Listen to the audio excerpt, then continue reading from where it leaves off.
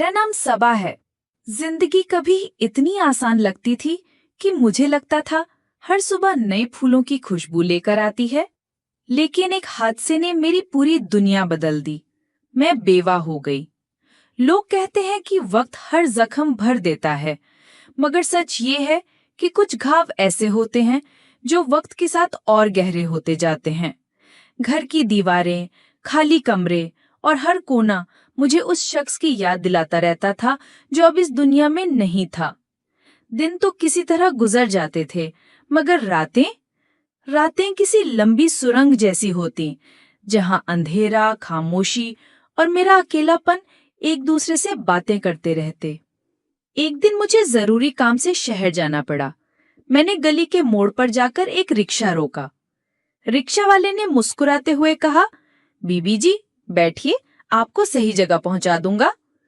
उसकी मुस्कान अजीब सी थी, ना मासूम ना शरारती, बल्कि दोनों के बीच कहीं। मैंने झिझकते हुए बैठते हुए सोचा कि ना जाने ये कैसी मुस्कान है। रास्ता शुरू हुआ तो उसने शीशे में से मेरी तरफ देखकर कहा, बीबी जी आपका वजन हल्का है, मेरा रिक्शा भी तेज भागेगा। मैं चौंक गई। दिल में ख्याल आया कि ये कैसी बात है। मैंने पूछा, क्या मतलब? वो हंस पड़ा और बोला, मेरा मतलब है जितना सामान हल्का होता है, गाड़ी उतनी आराम से चलती है। उसकी मासूम सी सफाई सुनकर मैं भी मुस्कुरा दी, मगर दिल में कहीं ये बात बैठ गई कि इस रिक्शे वाले की बातें सीधे नहीं होती।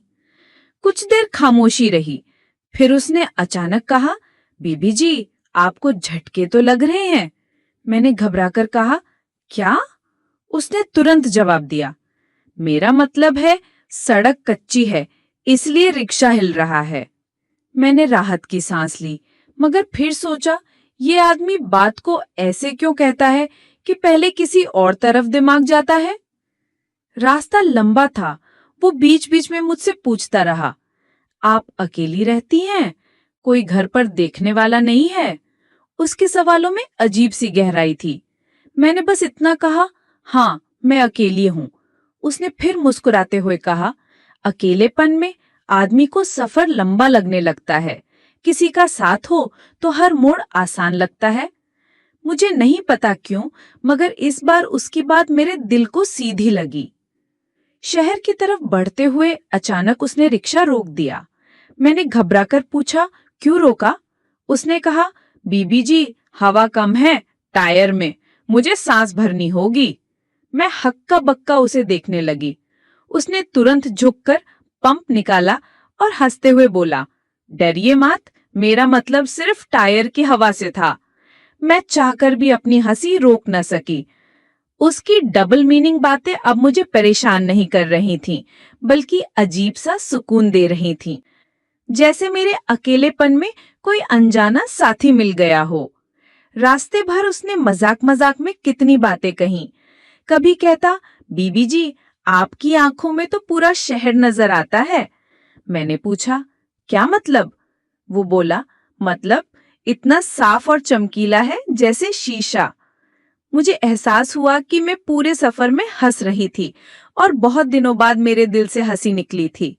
लेकिन मन के किसी कोने में अब भी एक सस्पेंस था। ये रिक्शा वाला आखिर कौन है और क्यों लगता है जैसे किस्मत ने इसे मेरी जिंदगी के सफर में यूं ही नहीं भेजा। उस दिन का सफर मुझे जितना हल्का और मजाकिया लग रहा था, उतना ही अजीब भी। रिक्शे वाले की बातें सीधे नहीं होती थी, मगर उसका अंदाज मुझे बार बार सोचने पर मजबूर कर देता था। रिक्शा चलते चलते उसने अचानक कहा, बीबी जी पीछे पकड़ के बैठ जाइए वरना फिसल जाएंगी। मैं झट से चौंकी। क्या मतलब? वो मुस्कुराया और बोला, मतलब ये कि सड़क ऊबड़ खाबड़ है, झटका लगेगा तो आपको संभालना मुश्किल हो जाएगा। उसकी बात सुनकर मैंने सीट की पकड़ मजबूत कर ली, मगर मन में हल्की सी मुस्कान भी आ गई। ये आदमी सीधी बात क्यों नहीं कर सकता? रास्ते भर उसने मुझे शहर के बारे में बताता रहा। कभी ट्रैफिक की शिकायत करता, कभी लोगों की जल्दीबाजी पर तंज कसता। फिर अचानक उसने कहा, बीबी जी आप कहाँ उतरेंगी, दिल पर या दिमाग पर? मैंने हैरानी से उसे घूरा। क्या? वो जोर से हंस पड़ा और बोला, मतलब दिल बोले तो बाजार में उतार दूं, दिमाग बोले तो दफ्तर के सामने। मैं चाहकर भी हंसी रोक न सकी। थोड़ी देर बाद मैंने उससे सीधा सवाल ही कर लिया, अदनान, तुम हर बात में इशारे क्यों करते हो? सीधी बात क्यों नहीं कहते? मुस्कुराया और उसकी आंखों में अजीब चमक थी। बीबी जी, सीधी बातें कोई याद नहीं रखता, लेकिन जो बात सोचने पर मजबूर कर दे वो दिल में हमेशा रहती है। मैं खामोश रह गई। ये आदमी वाकई अजीब था, मगर उसकी अजीबियत मुझे खींच रही थी। शहर पहुंचकर उसने मेरा सामान उठाने में मदद की। मैंने कहा, नहीं, रहने दो, मैं उठा लूंगी। उसने हंसकर कहा, बीबी जी, अगर बोझ उठाने की आदत न होती तो रिक्शा वाला न बनता। मैंने पहली बार उसे गौर से देखा। उसके चेहरे पर सादगी थी, लेकिन आंखों में सच्चाई झलकती थी। जब मेरा काम खत्म हुआ और मैं वापस उसी रिक्शे में बैठी, तो सफर और भी दिलचस्प हो गया। उसने गुनगुनाते हुए कहा, बीबी जी, लगता है आज रिक्शा में 2 दिल सफर कर रहे हैं। मैंने चौंक कर कहा, क्या मतलब? वो बोला, मतलब ये कि आपका दिल भी आज हल्का हल्का मुस्कुरा रहा है और मेरा भी। रास्ता उतना लंबा नहीं लग रहा था, मगर मेरे दिल में सवाल उठ रहा था, क्या ये मुलाकात बस यूं ही है, या वाकई मेरी जिंदगी किसी नए मोड़ की तरफ बढ़ रही है? उस दिन जब मैं अदनान के रिक्शे में वापस बैठी, तो दिल में अजीब सी हलचल थी, जैसे किसी अनजाने सफर की शुरुआत हो रही हो।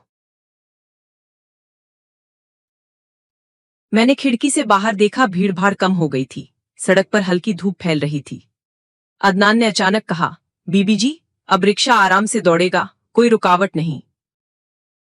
मैंने सोचा ये सिर्फ सड़क की बात कर रहा है, मगर क्यों मुझे लगा जैसे ये मेरी जिंदगी की भी बात कर रहा है। बीबी जी, पकड़कर बैठिए, वरना गिर जाएंगी। मैंने झट से कहा, क्या मतलब? वो मुस्कुराया, मतलब सड़क ऊबड़ खाबड़ है, रिक्शा हिल रहा है। मेरे चेहरे पर हंसी आ गई। मैंने सोचा, ये आदमी सच में हर बात को ऐसे क्यों कहता है जैसे इशारा किसी और तरफ हो। फिर वो अचानक बोला, बीबी जी, आपकी मुस्कान से तो रिक्शे की थकान भी मिट गई। मैंने कहा, तुम्हें तो हर बात में थकान याद आती है। वो बोला, बीबी जी, अकेला आदमी जल्दी थक जाता है। ये सुनकर मैं चुप हो गई। उसकी ये बात मेरे दिल के बहुत करीब लगी, क्योंकि मैं भी तो वही महसूस कर रही थी। कुछ ही देर में हल्की बारिश शुरू हो गई। बूंदें गिरते ही अदनान ने जल्दी से रिक्शा एक पेड़ के नीचे रोक दिया। उसने मेरी तरफ देखकर कहा, बीबी जी, भीग जाएंगी तो मुश्किल होगी। मैंने कहा, तो अब रुकना पड़ेगा। वो बोला, हाँ, कभी कभी सफर रोकना पड़ता है ताकि आगे का रास्ता आसान हो।